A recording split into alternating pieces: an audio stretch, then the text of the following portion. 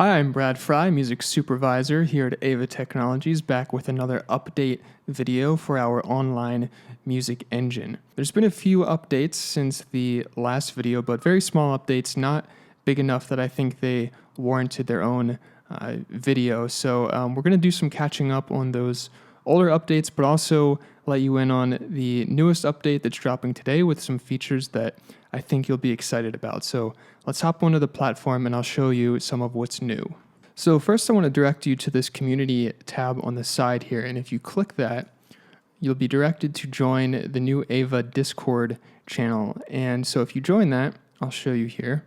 We've got a place to sort of introduce yourself. You can share compositions that you've generated with other people, ask questions, get feedback on compositions that you're working on, and just sort of talk about a bunch of different things. You can make feature requests to us. You see a lot of people who actually work here at AIVA are in this Discord and can talk to you directly. I even yesterday, for the update that we were working on for today, dropped a little teaser for what that update was going to be. So definitely would recommend going and joining this. Let's see if any of the people who are online can say hello. We'll see if anyone responds to that. So anyway, definitely hop on to that channel, become a cool kid like the rest of us. Okay, so what else we got here? Something else I want to show you is if you go to create track, you'll see we've got this little thing here that says, not sure what to select, read our suggestions. And what this will do is, if you're not really sure what to do or what parameters to set, this will give you a rundown of what to expect when selecting different parameters. So if that's something you're interested in, you can go check that out. Now, while we're here, we've got a few UI changes that I want to highlight. So first of all, multiple track selection. So you can hold down Shift, select multiple tracks, and then create a folder with all of the selected tracks. You can move those tracks somewhere else or delete them all at once. You can also duplicate a track by right-clicking and clicking Duplicate. This could be useful if, for example, you like a track that you've generated, but you want to start to play around with it and making some changes, but you still want to keep that original somewhere just in case. So this is a good feature if that's something you're looking to do. Also, if we go to the piano roll, the instrumentation editing box that used to come up right in the center and was a bit obtrusive has now been moved completely to the right. One more thing I want to highlight with the UI is if you go to generate a track, let's just do something random, you'll see we've got a new loading wheel here, which will kind of give you the progress and help you to know approximately how long it will take to generate. If it gets to about 33%, that means the composition itself has finished generating, and from that point on, it's purely audio sampling. So you can see right here, composition has not been finished yet. And then from here on out, we'll sort of sample the audio track by track until it's finished, and then it will, of course, allow you to listen to it. And then once that track is finished generating, you can see we've now got a red dot here and also over here on my tracks, just to show you that there's a new track which you haven't listened to yet. Let's check our Discord.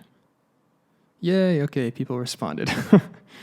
Yeah, so join the Discord, unless you're not a cool kid.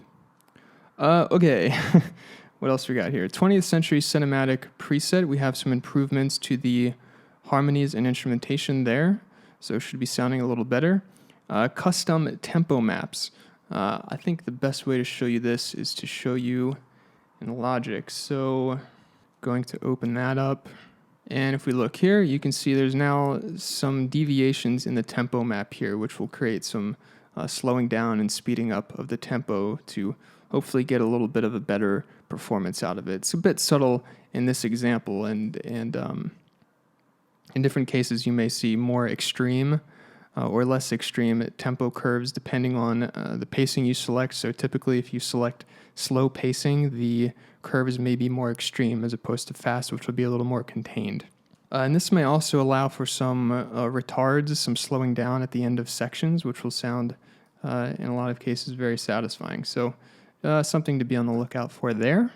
And then also endings for compositions. So I don't know if you will have noticed this, but sometimes in compositions, the ending of the piece will sort of cut off and you won't get the chord that sort of resolves it all. So oftentimes you may leave you hanging on the dominant chord, which is a bit kind of pulls the rug out from under you. It doesn't resolve. So now the compositions will end on the tonic. So hooray for tonics.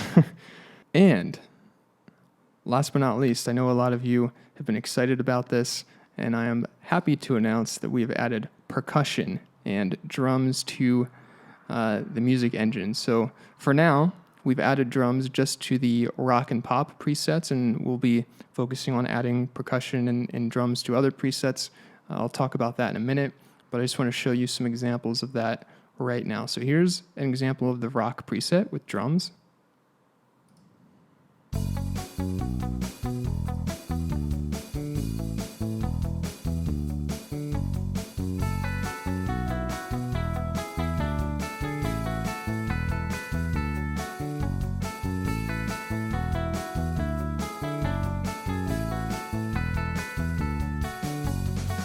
And here's an example of the pop preset with drums.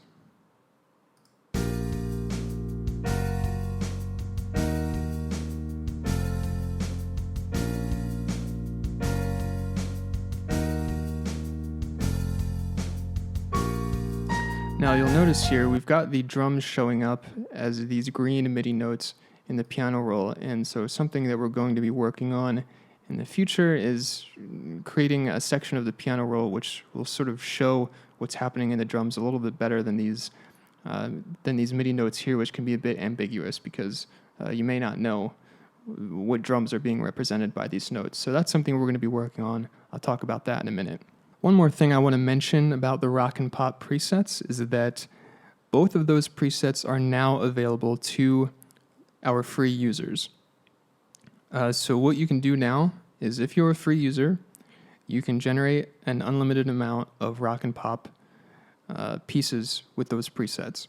What you can't do is download those pieces unless you are a standard or pro user.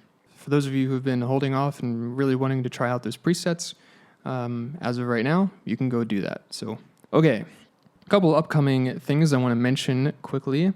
Fantasy and jazz presets will be coming in the upcoming days. We can see we've got them right here. Both of those will have percussion, by the way. And after that, we will be adding more percussion to the existing presets. Adding a new section in the MIDI roll, as I talked about earlier, to kind of better show what's happening with the percussion.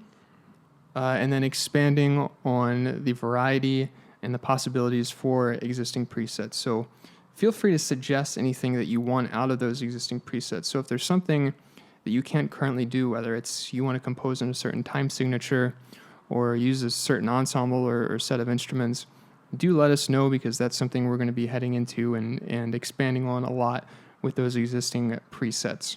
As always, let us know your thoughts on all of this. Give us your feedback and your suggestions via the comments below, or by reaching out to us at feedback@AIVA.ai, or, as I mentioned earlier, joining the Discord channel if you're a cool kid. If you're not a cool kid, don't join, I guess. It's your decision. Anyway, until next time, thanks for watching.